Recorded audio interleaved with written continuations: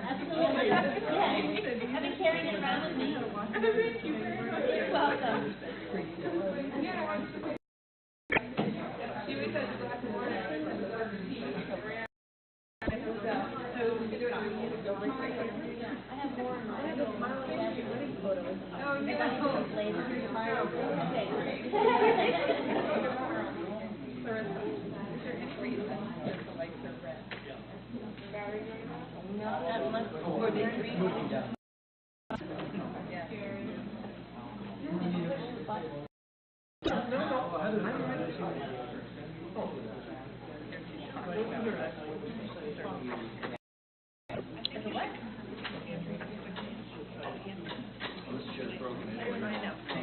Maybe she can give a public. Yeah, but we're not really ready for public.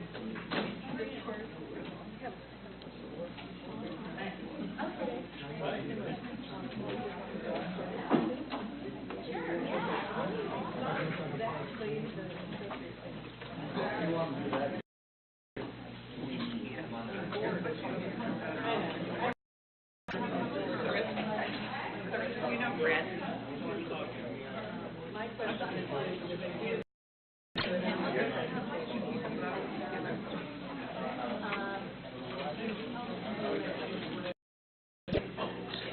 rather than the public comment.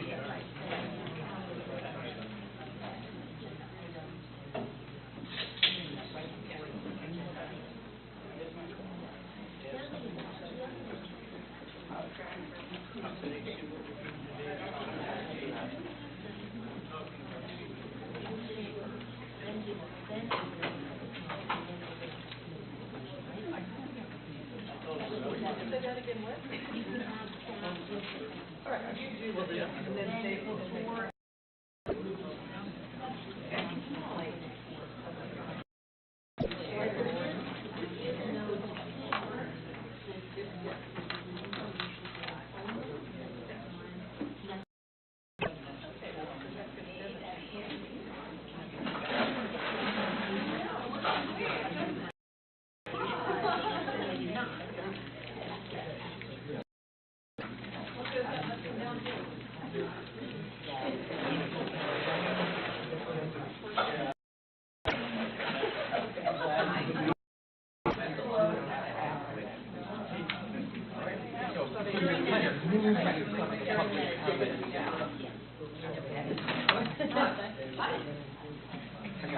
Thank you, you got it. Okay.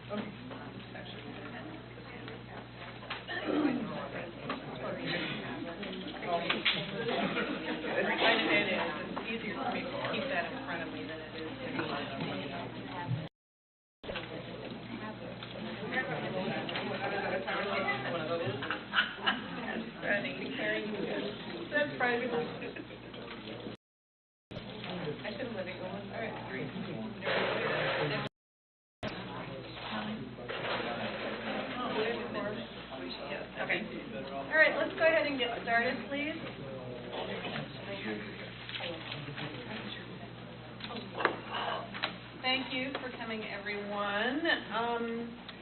We have a number of people here today who are wanting to make public comment. If I understand, according to your cards, this is more regarding the current bus service and the redesign of the bus service.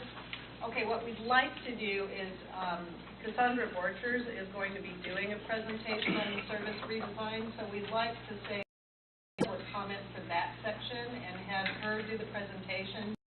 Take your public comments after, if that's okay. All right, great, thank you. So let's start with action items. The first action item is the June 16th meeting minutes. Did everybody have a chance to review those? Great. Do I have a motion to approve? And a second? I'll second. Awesome. Those opposed? Great, those pass. The track bylaws attendance, we've been working on this a little bit. That has to do with what I call the 2 strikes and you're out rule, where if you miss 2 meetings, then you can't miss any more, or you have to leave the committee.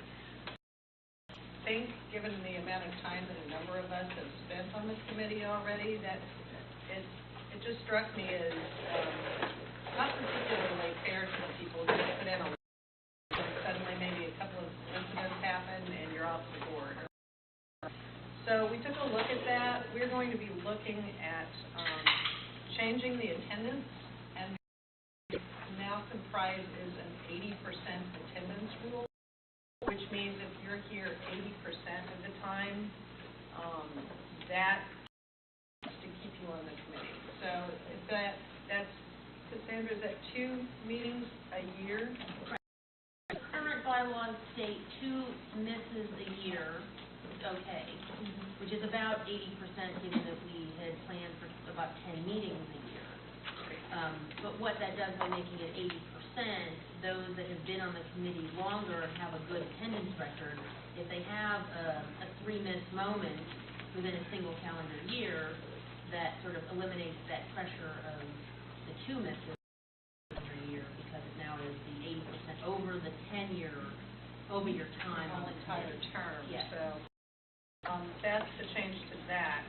You're rewarded for good behavior. That's it. Well, you do, and that's important. So it is an action we need to move to endorse it, and then it will go to board. Is that correct? Right. The board actually changes the bylaws, so this would be a recommendation from this to change the bylaws in this way. Okay. All right. So, are there any questions or discussion over what we just talked about? Yes, if you say that is I mean, if you have a 2-year term and you have a 1-year term, that makes a difference. Well, everyone has a 2-year term. Yeah. When they're, the only reason some of us did the 1 year was because many of us are founding members, and we needed to stagger the terms. So that's why we did that drawing for a 1-2-year term. But from this point forward, everybody is on a 2-year term. So how many meetings is that? I'm sorry? How many meetings is that? 22 minutes. Yeah. So you could miss 4.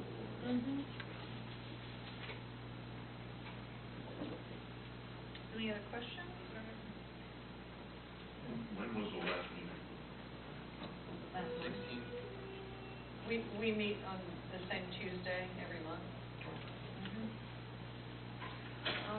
Okay, great. Well, can I get a motion to endorse this change to the bylaws? Okay, second?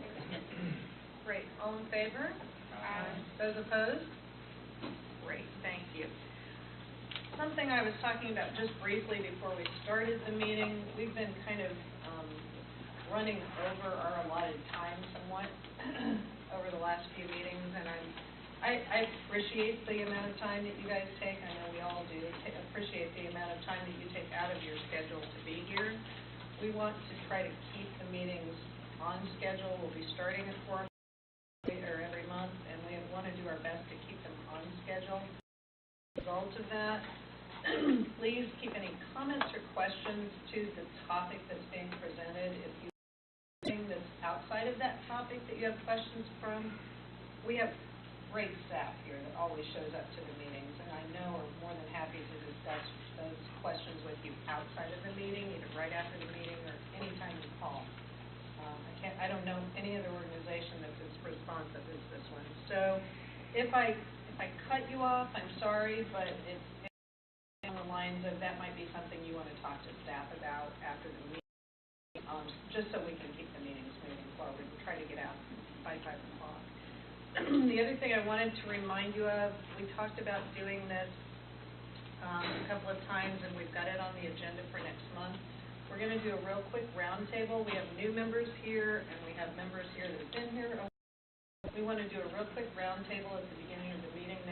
just introduction of yourself, why you came to TRAC, what strengths you might bring, or what you're interested in learning more. And it's literally going to be a 1-minute thing, so it'll be like, Lori will start, you'll have a minute up, we'll go to GW and just go around the table and keep it moving. So just to kind of give you a heads up to be prepared for that. So I think we are ready to move on to the Phase 1 service redesign with Cassandra.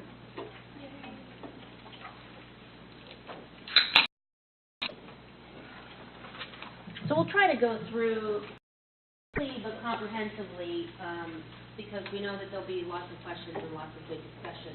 We do want to get to comments. So I'm not giving this presentation alone because this is a lot of effort for the planning department and the entire agency, and so we have a lot of people involved. I have with me today who's our planning manager, and Bob Lasher, who is our external affairs officer. And so they are the tag team of what parts of our decision-making are technical and what parts of our decision-making are public engagement. And so they're going to be talking about both sides of looking at this route service redesign. Now, we talked about last time the community bus plan a little bit, which was finished in 2013. And part of that, looking at a comprehensive review of what our bus system looked like and how could it function a little bit better. These are the goals out of that bus plan. And as part of going into the referendum, this was the bus element of what is the system going to look like. And the goals for this plan were to attract riders, to build that transit constituency, to make this part of our community, to make sure that transit was competitive with other opportunities for travel, and to make sure that we are building financial stability in every case, no matter what the funding source we have. So there were 3 things we looked at in the community bus plan. Was the optimal scenario. Without thinking about the cost, what should the system look like for Pinellas County? What was the right thing for us to do? We also looked at a new revenue scenario. Now, this was what was presented of the 1-cent sales tax last November. Is what would we do with that? Changing over from our existing funding source of the ad valorem, the property tax, to sales tax. And what did that look like? And that was a huge increase in over today. And then the third scenario was a no new revenue. What would we do to improve the system that we have given our funding constraints? And so that's where we are. The community bus plan had a lot of data behind it, and it had very extensive public engagement, and the tens of people that we talked to. So right now, we're looking back at what we did so that we can validate it. And part of what we're validating is the public engagement. And what did people tell us they want?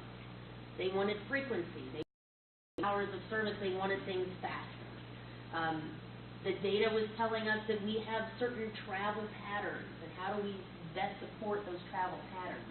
And the recommendations out of all of that, the public engagement side, was to look at getting to a grid-type system. That would be more efficient for us. To make things more direct, to streamline. Over the years, things have started to meander to get to this time here, and maybe things aren't working the same because populations change, and so we need to take another look at that.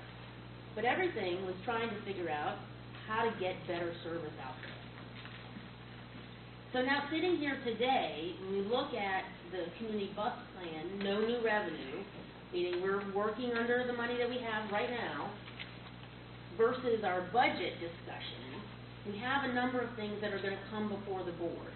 So in the no new revenue, we said everything stays the same, except we're going to look at service to balance the budget.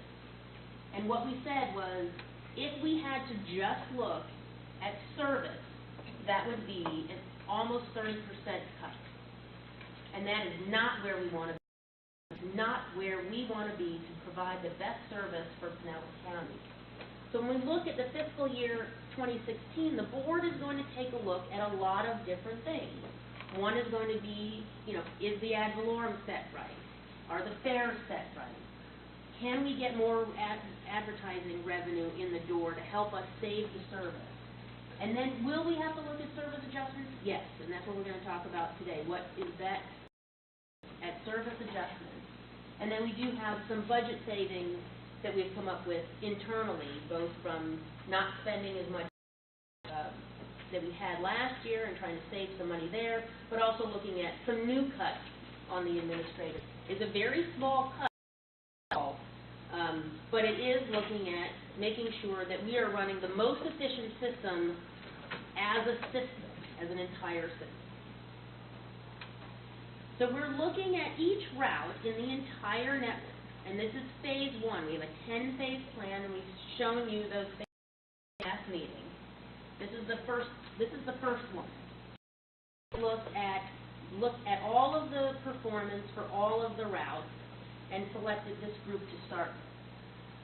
For each route, we will look at what does the community bus plan say, and how are we going to validate that through that targeted technical analysis. That's step 3. We're looking at the financial implications.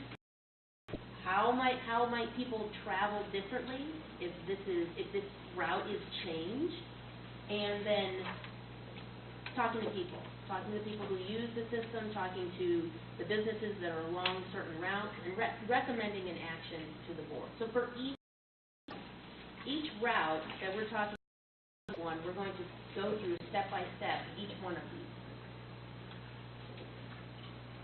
So this group, which we're starting with, the lowest performing route adjustments, does recommend that some routes get eliminated. And that is because they are not the best performers in a we may say they do certain things, but when we look at them as a collective, we know we need to make some changes here. We are looking at realigning the Route 18 to replace some service to St. Pete College, Seminole Campus, as we eliminate the 58. We're looking at redesigning Route 1, so looking at the ridership on Route 1 and Route 30, and designing a 22 that still accommodates in that major corridor, but has a little bit better service on it. That's how we're going to get the best ridership and good coverage across the county. The other two routes that we're talking about tonight, the 444 and the East Lake Connector, there are some alternatives in these areas, and we'll discuss those. Heather and Bob will discuss some of those. And there are some new ideas that if we partner with the right folks, that we may be able to restore service later. So I'm going to start. We're looking at 5 routes. They're in the red, highlighted in the red. This is our performance evaluation that we've done so far, and this is why we're starting here.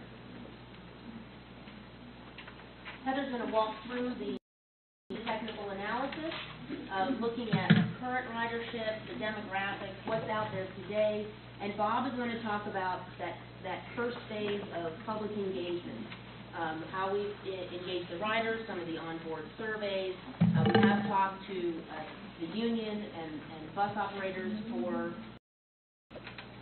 for these routes, comments, and Bob has also been in charge of engaging some others. So with that, I'm going to turn it over to Heather.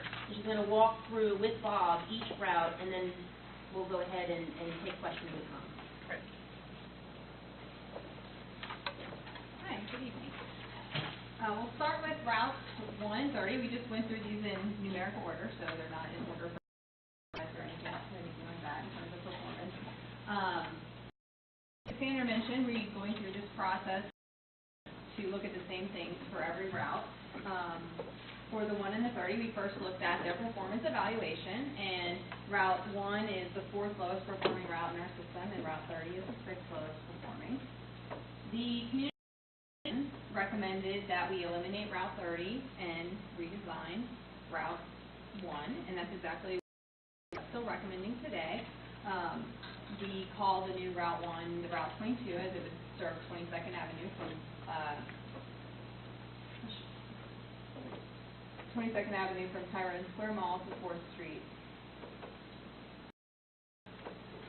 In terms of this what we're calling targeted technical analysis, we're looking at demographics, at where along these routes that people who be more dependent on our services might live.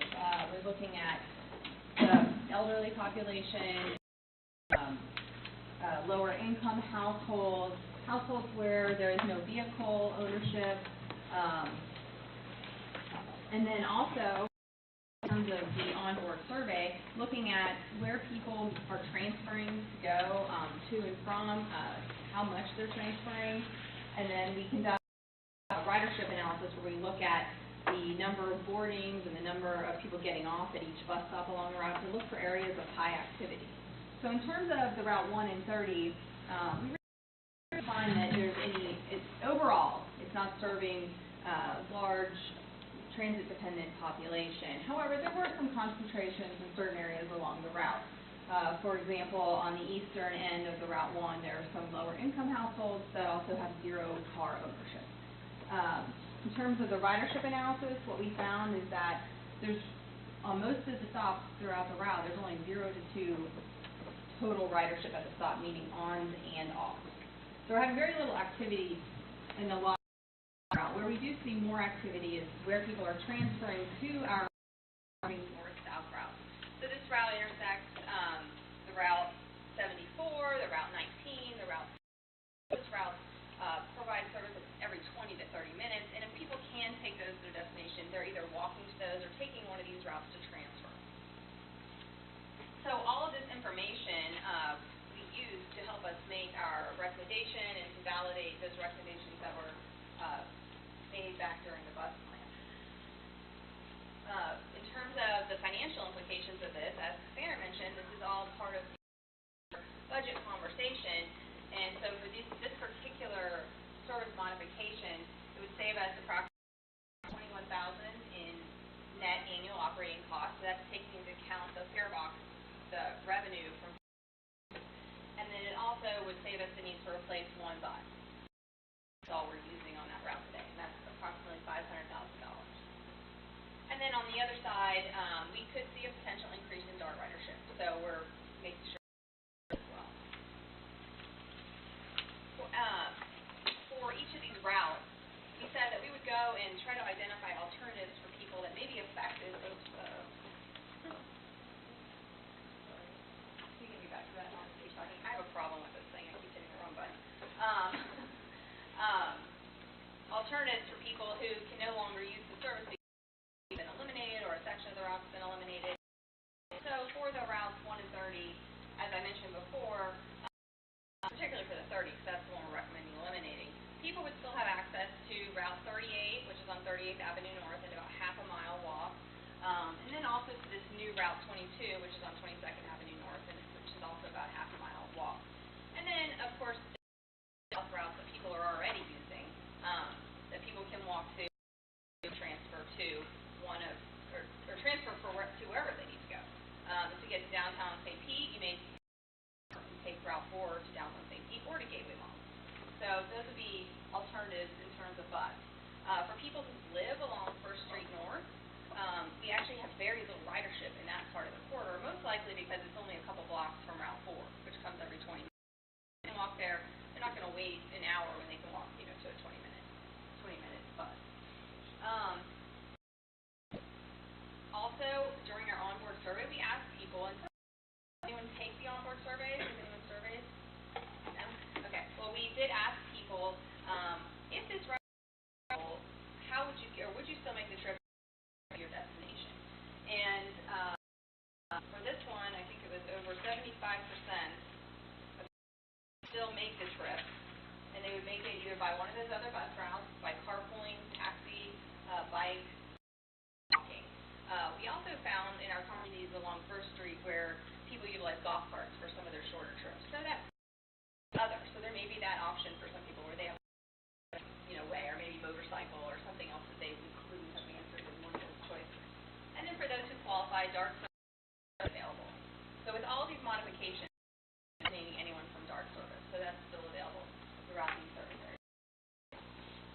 And then I'm going to hand it over to Bob, who, with his outreach team, has been talking to stakeholders and others to share with you what he's heard. Actually, with this one, we've been working with our partners down in the city of St. Petersburg.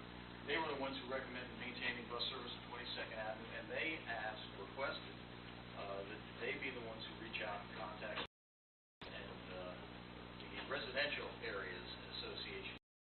More than fine by us. And since what you just saw, what Heather just took you through, most of the people have some pretty viable. We're going to wait until a decision's made, and then we're going to head out, and we've got a dozen malls, organizations, groups, churches, and others. We'll head out to say, hey, this is going to be your service change. This is what you're looking at. This is what your options are moving forward. That's about where we are. Still kind of early at this point as far as the outreach for this one, because there's some great options. It'll take you to the next change. So, yeah, just to summarize, the situation is that we discontinue the the Route 30 and redesign Route 1 with that new Route 22 on 22nd Avenue North. Overall, we're offering a series of public workshops for riders and others to come comment on our service modifications. We've tried to offer them in proximity to these different routes. So we just, on each of these, see a listing of those workshop locations to the route. I'll move a little faster. I gave an overview of our process. The Route 58, this is our 8th lowest performing route in the system. A little historical information. This route has long been a lower performing route, and as such, back in 2008, we did cut out some service on this route, and which then resulted in some other ridership decreases, and it just is a low performing route. The community bus plan, in all of those scenarios that Cassandra mentioned, the optimal, the new revenue, and the no new revenue, they recommended discontinuation of this route because of its performance, and you'll see in a moment the different populations it serves are as targeted. Along this corridor, we really are not, within 3/4 miles of the corridor, not serving any large areas of lower income persons, of vehicle ownership or elderly, just like all few concentrations in areas. However, on this one, most of those concentrations are over toward the Seminole Mall and over toward, which are both served by other much more frequent and better routes. Looking at the ridership, this one again has a high rate of transfer activity. People are using it to that's north-south frequent routes. So the highest ridership are at those transfer points of Route 79 and 19, and then of course people taking it to Seminole Mall or Gateway Mall. Otherwise, along Bryansbury Road, along the sections that only the Route 50 is free boarding as the majority of stops. Discontinuing this route would save us approximately $242,000 in net annual operating costs and about $500,000 for one bus. Again, potential for increasing DART ridership. The alternatives for this route, we just listed a number of the more frequent north-south routes. In some instances, you could take a north-south route if your ultimate destination was to the east or west, up to Ulmerton Road, and take the 59 frequent service. In other areas on the eastern portion of the route, it's covered by the Route 59 completely, so someone probably is still using that service. May just be catching whichever bus appears to take them to Gateway Mall. And then in terms of the realignment of Route 18, we're just proposing taking a small segment and realigning it to serve St. Pete College, and that's higher ridership stops, about 30 people a day or so using that stop. And that does affect a few people on Seminole. So we did look at that, saw that each of the midpoint there, people are within a half a mile of a stop that gets them on the Route 18, and we do have plans to improve the bus stops to that location.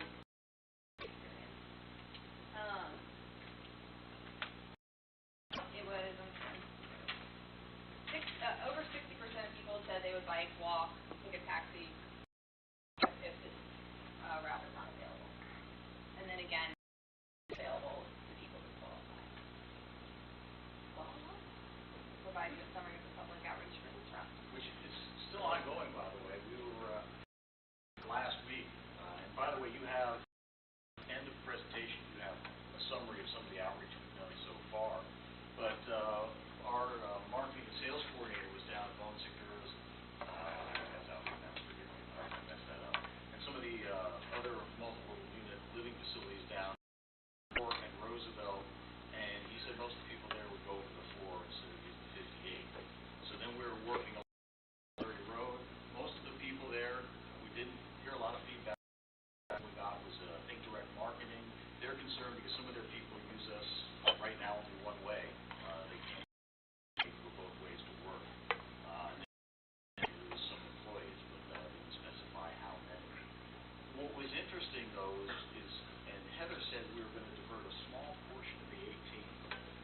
small portion, that small diversion, really has some great potential. And it's through a small area of Seminole Boulevard.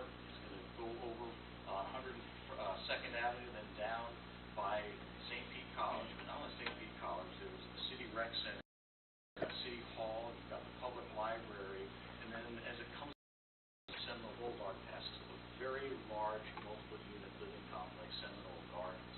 So there are a lot of big trip generators in there. And most of the areas we're working on, in fact, today and yesterday, we're down talking to some of the business owners along the small section of Seminole Boulevard that wouldn't be getting service. Really, none of them were concerned at all. It was interesting that there's a Napa Auto Parts store owner there who kind of said, well, we deal with cars anyway. And then he said, well, what's the change? About the change, he said, oh, well, that makes more sense anyway, because you probably get more over there by the college and by City Hall. So he actually supported, he's in that area. So that's where we are with this. And then, of course, when things are finalized, I'm pretty excited to be able to go out to some of these multi-unit living facilities that are on there, and St. Pete College, letting them know, hey, look, you're going to be getting some great service now. I mean, it's every 20-minute service. It's much later in the evening. They can finally get from their evening classes, which we haven't been able to offer before. So this is one I'm looking forward to getting out. Summary. Recommendation to discontinue the Route 58 and modify the Route 18 to serve St. Pete College. The next public workshop, and then the public hearing to discuss any approved change or any recommended changes.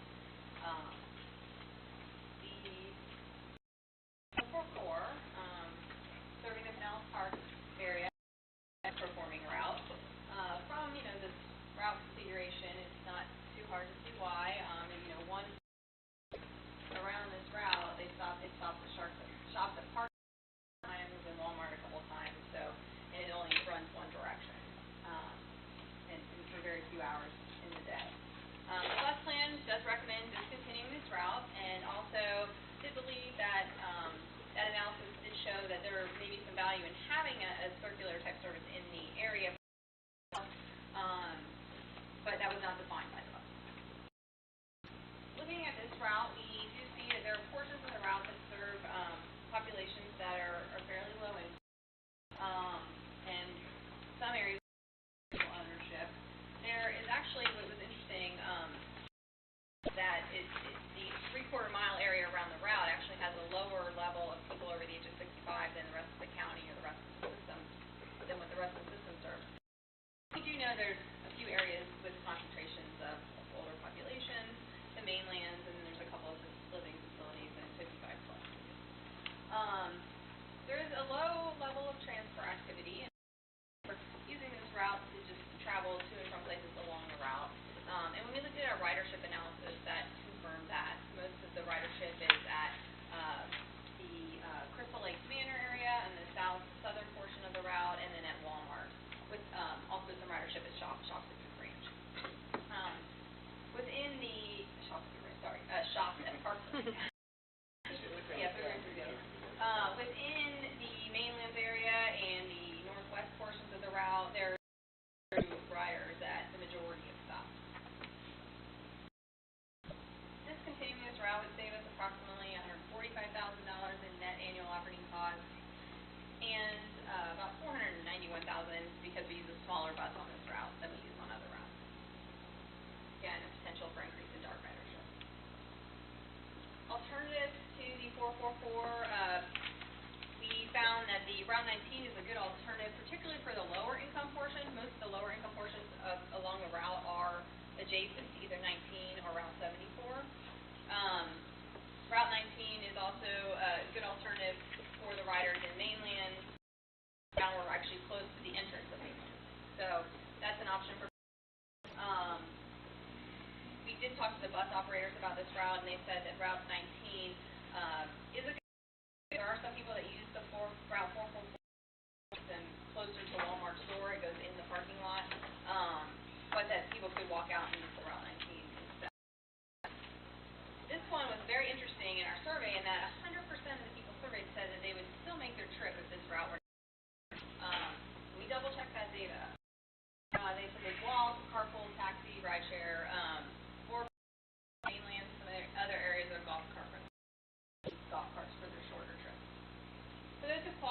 darts available, and then there were some nonprofits, one in particular, Neighborly Care Network, that provides twice monthly group shopping trips at St. Giles Manor. So that may be options for some other areas along the route to call and contact and get that service. There's other nonprofits as well that operate Neighborly programs, and there's a couple others that provide transportation for special trips such as medical appointments, shopping, sustaining trips. And then, as I briefly mentioned earlier, we are talking to, and this will come up a little bit further when Bob discusses the outreach, but we have been talking with the City of Pinellas Park and Pinellas County planning staff about the potential for developing a new route that would serve the Pinellas Park and Lellman areas. So those conversations are ongoing. We'd have to identify what the right routing would be, and then also how to fund that service.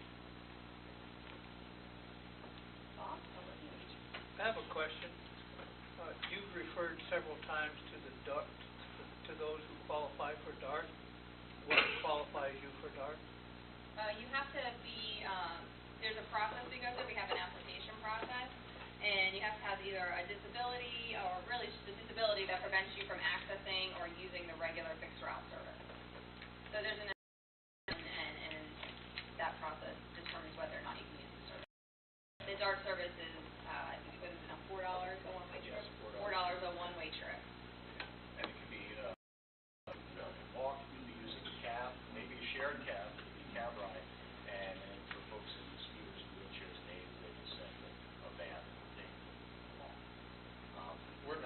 Should we take questions or just keep moving? What about We're gonna keep going, we're not No, gonna we're- take questions What right about now. the people that go to work and take the bus? Walk. Yeah, we're gonna, Ma'am, you we're can make a gonna comment finish afterwards. the presentation. Then questions. We did, we were working with some outreach, and as Heather said, we do see a willingness from Pinellas Park to step up and work with us and partner and find a way, maybe to put some of this service back in the future, as well as the county, the planning agency, over at the Metropolitan Planning Organization. So we're very hopeful we can do some modifications there. As we mentioned, DART service will not be taken away. That's very important for these areas. We did get a letter from a lady, we see two on average getting on every day at the mainland community. I know one lady in the letter said she was going every day and didn't want to cross US 19. They do have a crosswalk there, but the 19 would get her to where she needs to go much more efficiently, much faster. I went out and looked at that crosswalk, and we're going to ask her if she has, right now it gives them 52 seconds to cross the road. If she needs more, we'll talk with the county if they can extend it. But it's also, compared to some of the crosswalks I've been stuck with riding, I think it's one of the most pedestrian friendly, because I used the 59 at Palmer and 49th. And what we have to worry about, I'm sure a lot of you know, is that right turn lane. They're not looking, they're looking this way, making a turn going that way. At mainlands of US 19. And it's a dedicated, you hit it and you get it. It's a crosswalk. To me, I love it. Unfortunately, I don't use that when I ride, but that would appear a lot safer than the ones I do use. And then, of course, we'll have more outreach. And as you see on there, any changes we make, on every single run of every single route, letting people know, hey,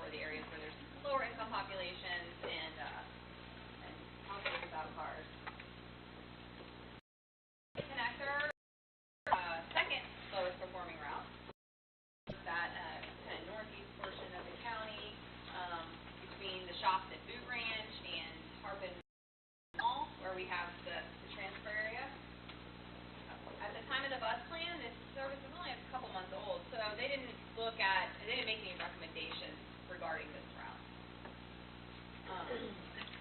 In our data analysis, we really aren't serving any transit-dependent or special populations in this area. In fact, what we found is that there's only 0 to 4% of the households that have no vehicle. So most people up there have cars, which is not a surprise. It was developed kind of an auto-centric area. There was the primary. This is also interesting. During our survey, the people we happened to survey on the day the surveys were out there had the most number of trips. The most was 3. So there's a lot for this service, but the most was 3 that day was work trips. We did talk to the drivers of this route, and we did look through the trips that have done the deviations that go off the route to pick people up at their doors, and found that most people are actually using it for shopping. They go to the Shops at Boot Ranch, or there's a shopping center with a Publix in the middle of the route, or for recreation, using it to go to the YMCA. Looking at this route, there were 0 to 5 riderships at most stops along the route. The most was at that shopping center in the middle of the route, and then no ridership at all along Keystone Road, which is the top portion of the route. Continuing this service would save us about $422,000 a year, and then about $360,000 for 2 of these smaller, what we call connector buses.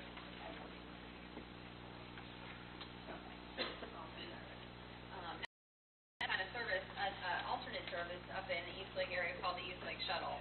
And what that is someone can schedule a truck service provider where a taxi cab will come up at their door and take them to the Shops at Boot Ranch, where they can transfer to the Route 62, the Route 67 connector. If someone is a DART rider, they actually can just continue their trip. They just pay $2 for the section between East Lake and the Shops at Boot Ranch, and then the remainder of the DART fare. So it is a $2 one-way trip. So we found that there are a lot of people that don't know about this service, so we would do more advertising of this service up in the area for riders that would be affected by the discontinuation connector. The far majority of people on this route said the trip by driving, carpooling, walking, biking. And then again, there's a lot of nonprofit organizations that for specialized trips for the medical trips and the shopping trips.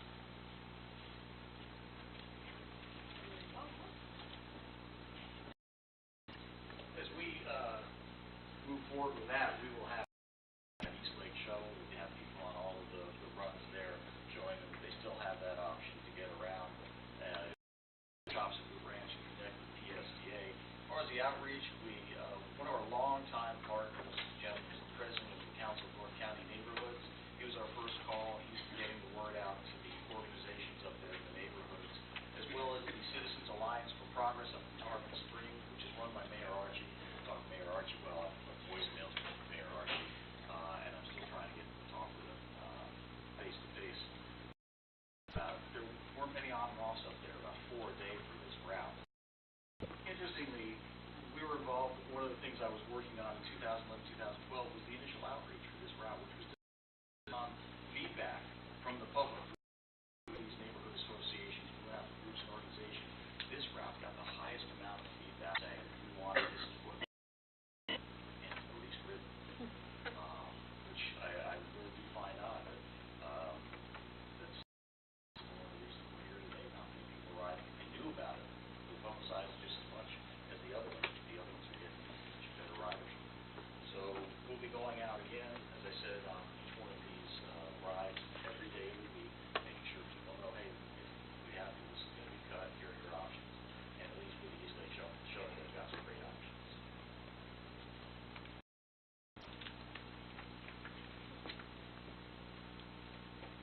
So again, recommending discontinuation of the East Lake Connector. We have a public hearing scheduled on August 10th of February, and then of course the other public hearings that are available. Just an overall summary of those financial implications is that what we're talking about here is net annual savings of $930,000 if we make all of these changes that are recommended here. In terms of the million. So, pretty big deal. The public outreach events is on the last slide. There's just a list of all workshop opportunities as well as the public hearing for your reference. And other than that, I guess we can have some discussion or. All right, Heather. Yeah, I think, Cassandra, you want to?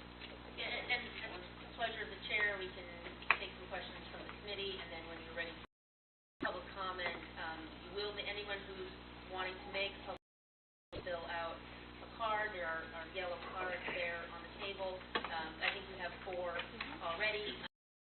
We'll give you 3 minutes to give your comment, raise the red flag, give you a little warning at 30 seconds.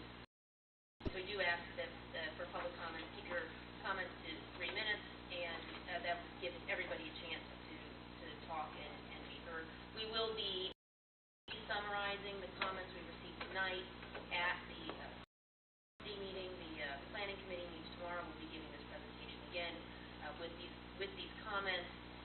This is only an information item at this time, so there is no decision to be made by the board this month. That decision will come next month. So with that, we'll turn it over to you, Madam Chair, for questions and comments. Does anyone on the committee have questions for? Regarding the Route 18, like I know exactly what you're talking about with that deviation, and I think that'll be very high producing because I would stay with the Benjamin line. I know I would have taken that every single day to go down to the rec center if I was available. But I was just wondering how deep that was, how much time exactly it would take away from the rest of the route. I was just curious.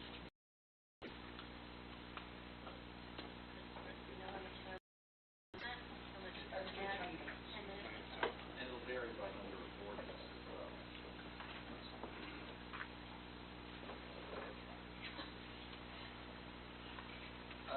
What do you expect the frequency to be on the 22? About 45 to 50 minutes.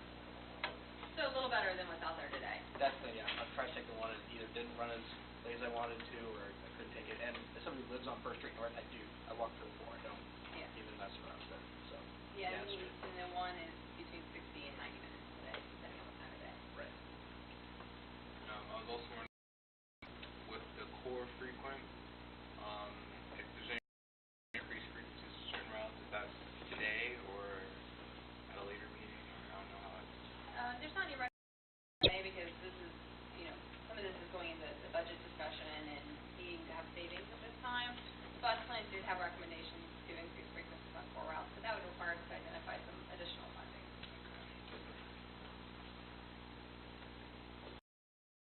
Thank you. Sure. I apologize if I missed this, but when do you anticipate changes to go into effect? 11 Okay. Of this year. position. Anyone else? Okay, great. We'll go ahead and open the floor for public comment. I have Ms. Faye Patterson, if you'd like to speak first. Hi, I'm Faye Patterson. Please, if you would please come on up here.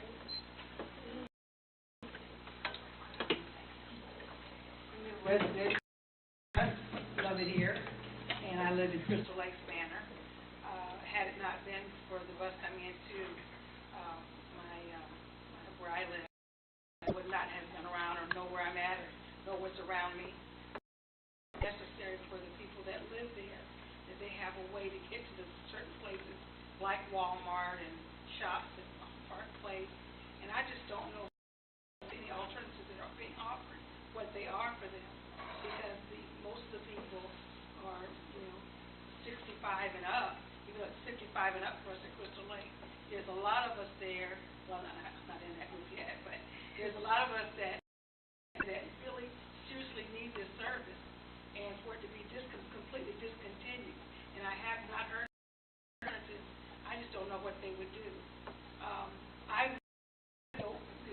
The problem that I had was I had to walk down the street a half a mile to 19 to get on the bus to go to my job. However, but for the people who are not working, they'll have no other way to go. They wait on that bus to come into that complex to go to do their small things that they need to do. And I don't know if there's been enough people coming into Crystal Lake to tell them this is what's getting ready to happen. A lot of them don't know. We just got wind of it. And so that's why there are a few of us that are here. But there are certainly a lot more people than if they knew that this was going to be discontinued, they would be here. They don't have cars that can get here. I just recently got a car, and so I was able to bring a few of my neighbors here. But I still depend on that bus to go. And I wish it was more, more besides going to Walmart and to the Parks Place. But I'm limited to going to 19 and 75 and doing all the other things. But I know for them, it would be perfect for them to still have some kind of transportation around town, or just to get them where they need to go to get their groceries and do certain things like that. So that's my take on it, and I hope that some other alternatives are offered to them. Thank you. Appreciate it. I apologize, I can't read the last name. The first name is Mildred.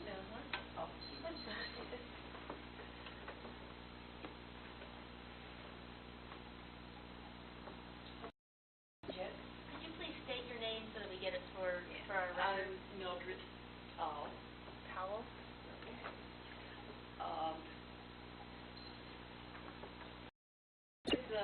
With me, like Jay had said, a lot of Vietnam and Korean people living there.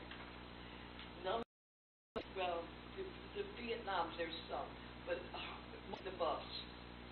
And they do their shopping, or they go and eat, McDonald's or whatever, and then get on the bus back home again. Now, I myself depend on the bus sometimes, but some of the times I don't, because I'm a walk, and I do a walk in the area where the bus would go. But if I'm too tired of that, I'll wait for the bus to come back home again. And I just wish you all would not discontinue that. There's very few people getting on it in St. There's very few people getting on it in Maylands. But the main one is Crystal Lake and to Walmart. Yeah. Okay, thank you. Thank you very much, Ms. Powell. I have Shelley or Shirley? No, Shirley. Shirley, I'm sorry. Yes. And your last name, Shirley? Shirley now.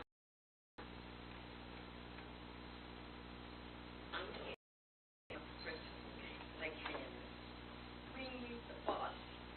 There's a lot of people that couldn't come today because they don't have a car to drive or to take them. My friend was today. We need it.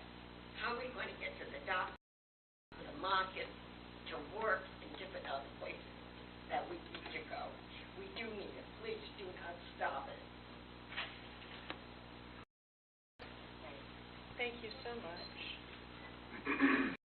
Also have a Ms. Rosa Zapata.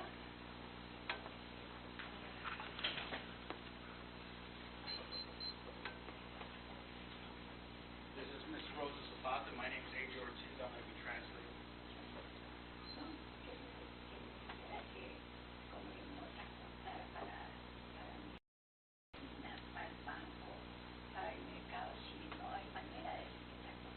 She's worried about how she's going to be able to travel to go to the doctor, to the bank, if you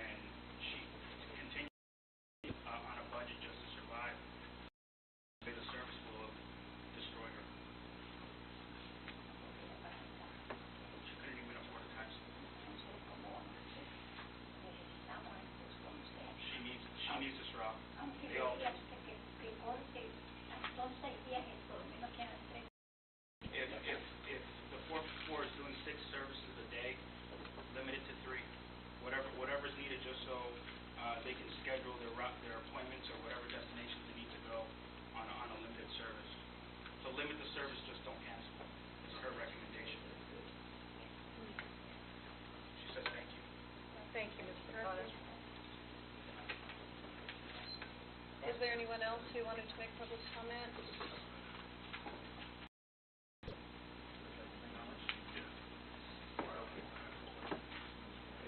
Okay, would you like to just for the record and then say what you want to say? My name is Warren Davis. I'm the chairman of the Extension Committee for the Pinellas Council of the Blind. To the recommendation to discontinue the number 1 service, I wanted to know what is the name of the bus that runs from Gateway to Tampa? Have there been any requests for that bus to run to Downsburg? Yes. Yes. So if that bus ran to downtown St. Petersburg via First Street, that would take care of the elimination of the number 1 bus. That's just a request on my part. And listening to Lake discussions about the East Lake, things like that, that help the disabled people in the northern portion of the county. There isn't any connectors like that in the southern portion of the county. And I would like to know, commuter rail is a possibility. We have to find a funding source for that. So like the Tampa streetcar, did TICO have something to do with that? With the Tampa streetcar, there used to be a people mover that went between Harbor Island and town, but it was really low ridership, so they sold that, used that money to fund the first start of the streetcar, and then that was later extended. But that was a special type of deal between Harbor Island and New York City. So if we were to implement something like that, it would probably have to be a But I mean, could PSDA have a relationship with, say, Buchanan or similar?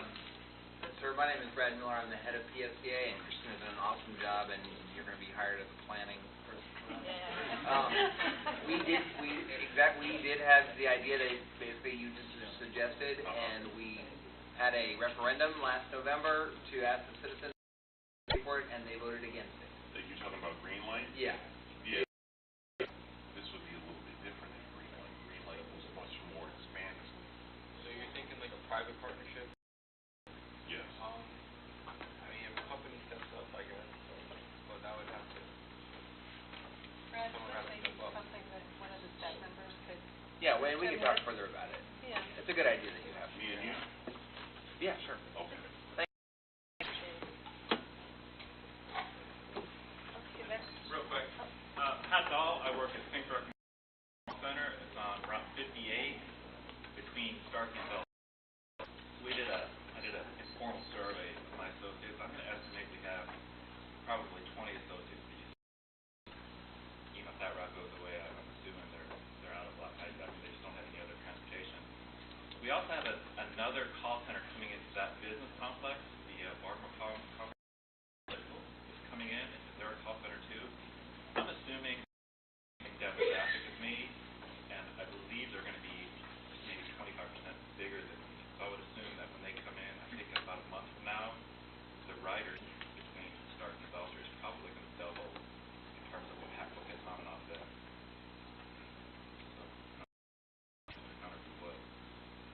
Thank you for your comment. As Bob mentioned, we've had a number of discussions with the management of Think Direct and the other call centers. You know that is the one stop that is carrying very, very low ridership.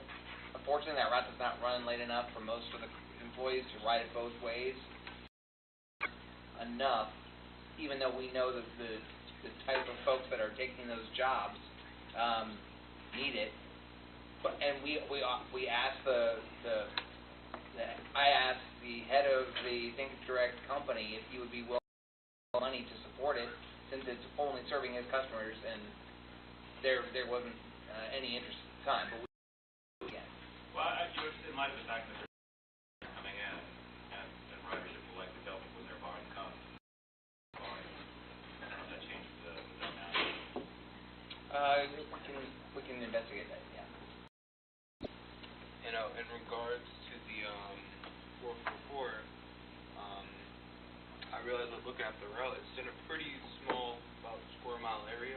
Most trips are about half a mile to a mile.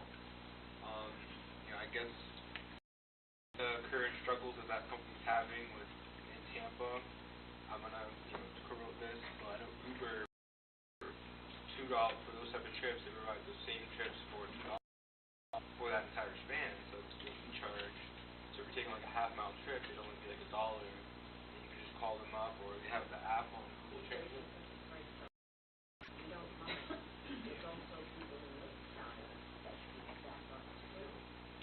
Not only that, you're talking about Uber and going online and things like that. A lot of the people where I live, they don't use the internet or anything like that.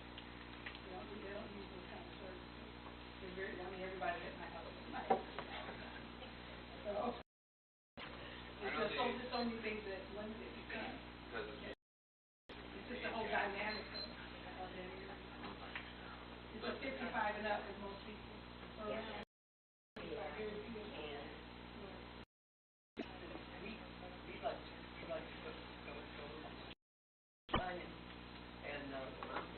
To the market or just get out of the house, you know, and if we don't have that, I'm 76, and thank God I can still walk. I just, you know, it's just me that I gotta get out there. But the idea is that I gotta go out and walk. I do my business, take care of my business too. But we need this for all these who take the bus and all these people that have chairs and will want to get on the bus. And Lakeside, there's workers earlier in the morning and in this 8:45. It used to come in at 9 o'clock, and guess what? They missed the 74, for instance, because I haven't got the KK. Okay. Thank you very much for your comment. The meeting is time. This is just an information. We're very, very appreciative that you came. Again, my name is Brad Miller. I'm the head of PSTA. This committee that you have spoken to are riders, just like you, all from all around the community. They ride the bus. They're our citizens committee, so it's very, very helpful for their listening. They are going to make a recommendation from now to the board, the PSTA board will make a decision. If they decide to change that, the changes will go into effect in October. Okay, so that's the schedule. I very much appreciate all your comments. The staff is working very hard. We know that you need the service and ride it. Unfortunately, the way these routes are designed, they're just very, very low in total ridership, and so we're looking to provide a different type of service that might be better to make the overall system better. And we're going to keep that, but please don't feel that you're heard, and we are going to keep taking this public input. You can see up there on the board times for public input that you might want to note. There's a opportunity in the Pinellas Park you who live in Crystal Lakes on August 17th. But again, thank you very much for coming tonight. Thank you very much. And I want to remind the committee about the roundtable. So we're getting amendment to talk with each person and what you can bring to track, what you brought to track, and things that we can work together on. I do want to know if there's any other items that the committee needs to address, any other business? Okay, thank you so much, everyone, for your comments and for coming, and we'll call the meeting adjourned for today. Thank you. Thank you. Thank you. Aye.